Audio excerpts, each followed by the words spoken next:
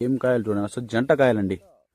చూసుకున్నా సరే చూడండి, జంట కాయలు కాయటం, ఇలా కాయలు కావడానికి, అలాగనే ఇలా కాప్ సెట్ అవ్వడానికి ఎలాంటి విత్తనాలు వేసుకున్నారు, అలాగనే ఎన్ని ఎకరాలు మిర్చి సాగు చేస్తున్నారు రైతు.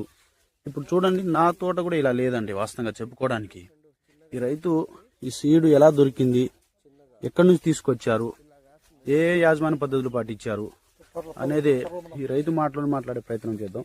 అలాగనే ఇది ఒకటే కాదండి, ఇది ఒకటే చెట్టు కాదు అన్న. ఏందన్నా ఒకటే చెట్టు చూపిస్తున్నావు అనుకోకండి అన్న, ప్రతిదీ చూపిస్తాను అన్న. చూపాను ఒకసారి చూడండి అన్న, ఒక్కసారి చూడండి. బాబా ఏం కాయాలి చూడండి. అసలు ఎన్ని అసలు ప్లాంట్ అంతా ఒకటే ప్లాంట్, ఒకటే మొక్క. చూడండి, కందికాయ చెట్టు ఉన్నట్టు ఉంది. ఒక డాకు చూద్దామన్నా కూడా లేదు. కాయ కలర్ కూడా బాగుంది.